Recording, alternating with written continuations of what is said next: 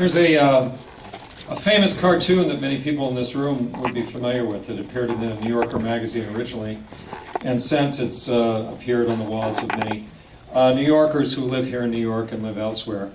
And it features a view of from Midtown Manhattan, looking out past 9th Avenue. And you see a little tiny New Jersey, and maybe you see a little Las Vegas, and then way over there you see Los Angeles and even further Japan and so on.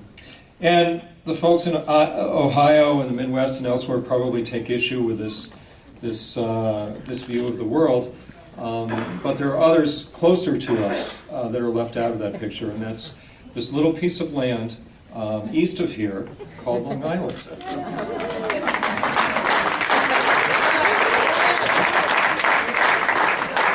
And on that little island, there happens to be one of the largest labor bodies in the United States. The Long Island Federation of Labor represents over 250,000 working people on Long Island in a couple of the biggest counties that are probably bigger than many municipalities like Boston and cities like that.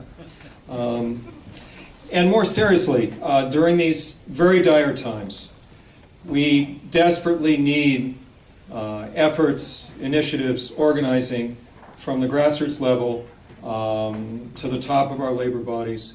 And we need people like Charlie and Nancy and others who are out fighting day to day. And we need programs.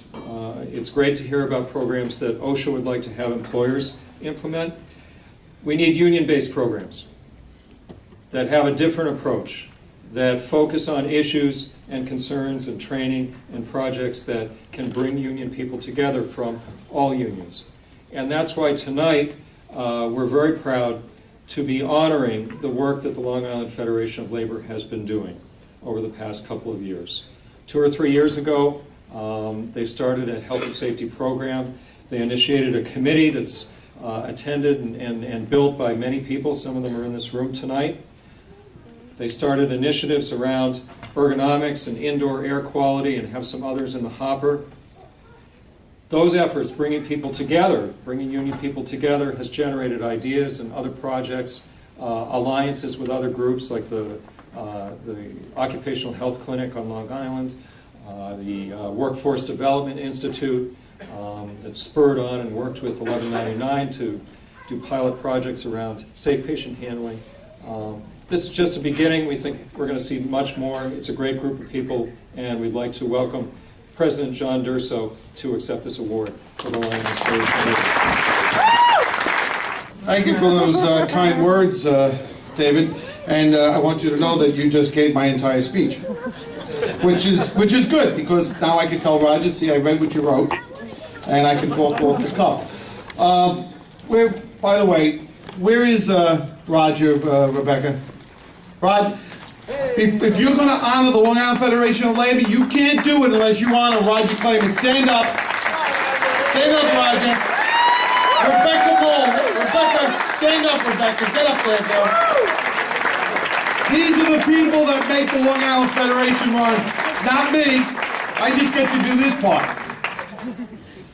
So, since I get to do this part, I'm going to do it. Joel, thank you. Bill, thank you. And David, thank you very much. It's really quite an honor to be here this evening on behalf of the Long Island Federation of Labor, our executive board, and our members, many of which are here today. But I just have to take a moment and say to Nadia, thank you for everything that you've done.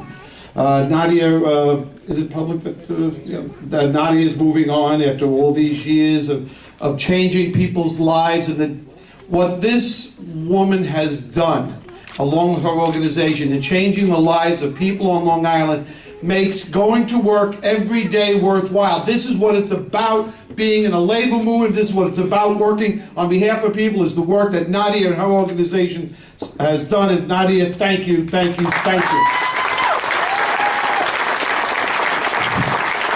This woman could have gone any place, done anything, but she chose to make the lives of working men and women better. I am just overwhelmed by what she has done and what she has accomplished. And it's our loss on Long Island for losing her and just the outstanding quality of work that she's done. So again, thank you, Nadia. And to the other honorees, congratulations. It's wonderful to see the affection that goes on in this room and amongst the colleagues of NYCOSH over the generations, the dinosaurs, the not so dinosaurs, but the kibitzing that goes on. It's really wonderful. But I just want to get to just one or two points. David mentioned about training and what we've been able to accomplish at the Long Island Fed.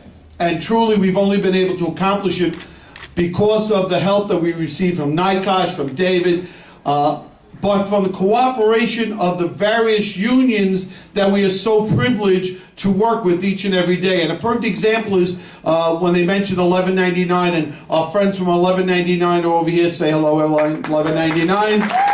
And this program that was put together on safe patient handling, which have made the lives of the patients better, which have made the lives of the workers better.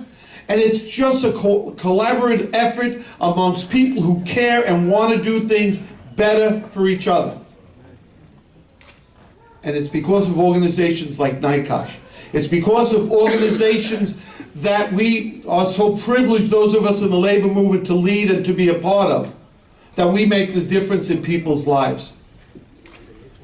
There could be no better joy, other than your families, of course, than to make the difference in someone's life. There could be nothing better than to make someone's life safer so that, as it was said before, that they go home safe and they come to work to do a day's work and to take care of their family and to be able to return home to their family. That's what we do. That's what we do in the labor movement. And we never give ourselves enough credit. And the truth of the matter is, it's one of our faults. Because people who are not in the labor movement don't realize the work that we do and the difference in lives that we make each and every day. And a group of us were just up in Albany for 2 days. And I know you go there all the time, okay? God bless you. Okay? And what's really a shame is that they don't know what the hell they're doing up there. And that's affecting all our lives.